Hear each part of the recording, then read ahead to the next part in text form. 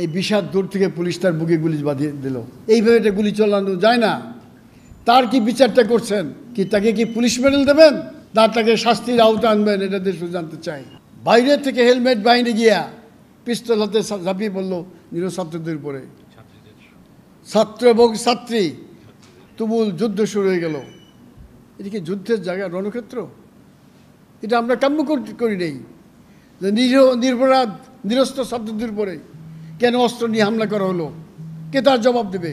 আর কাল বিলম্ব না করে যদি সম্ভব হয় আজকে কালকের মধ্যেই স্পেশাল কোর্ট বসে এটার সমাধান করুন। সময় খুব কম, আর নাহলে গোটা দেশের যে আন্দোলন সরে যায়, আর যদি জানমালের ক্ষয়ক্ষতি হয়, দেশের অপূরণীয় ক্ষতি হবে।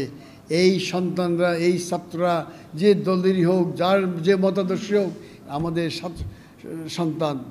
17 কোটি মানুষের প্রধানমন্ত্রী তো শেখ হাসিনা। উনি তো শুধু আওয়ামী লীগের প্রধানমন্ত্রী না। ওনাকে উপলব্ধি করতে হবে যে সমস্ত মানুষ আপনার দিকে তাকিয়ে আছে।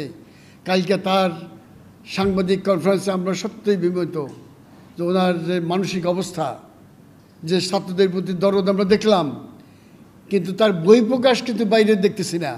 কারণ একদম যে ছাত্র নেতা রংপুরে পুলিশের সামনে খালি হাতে 2 হাত দাঁড়িয়ে উঁচু করে দাঁড়িয়ে রইল, স্যারেন্ডার ভঙ্গিমা করে যে আমাকে গুলি করবেন না, কাউকে আর সামনে আসার দরকার নেই।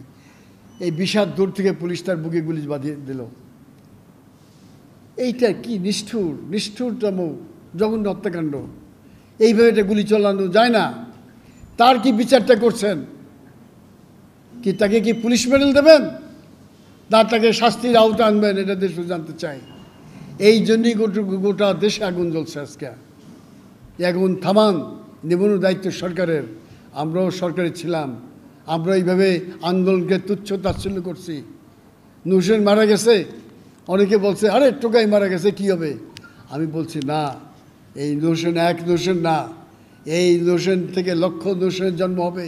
এবং তাদের আন্দোলনের মুখে, তোপের মুখে কাজী জাফর সাহেব, আপনার এই সরকার, আপনারা ভেসে যাবেন।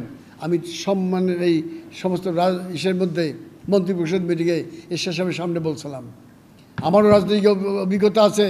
আমি পদ্মার উপরে মানুষ, আকাশে মেঘ দেখলে আমি টের পাই ঝড় উঠবে কি উঠবে না, নৌকা ধরবো কি ধরবো না, এটা আমরা বুঝি ভালো করে।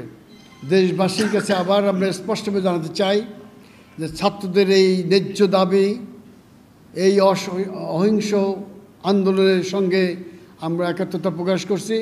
তাদেরকে আমরা অনুরোধ করব যে আপনারা এমন কোনো দিকে যাবেন না যাতে রাষ্ট্রের ক্ষতি হয়, দেশের ক্ষতি হয়, আপনার আমার সকলের ভবিষ্যৎ নষ্ট হয়, এমন কোনো আন্দোলনে যাবেন না।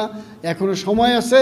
আপনারা আশা করি একটি ন্যায্য, প্রধানমন্ত্রী যে আশ্বাস দিয়েছেন, আমরা আশা করব যে আগামী 2-1 দিনের মধ্যে সুপ্রিম কোর্ট বসে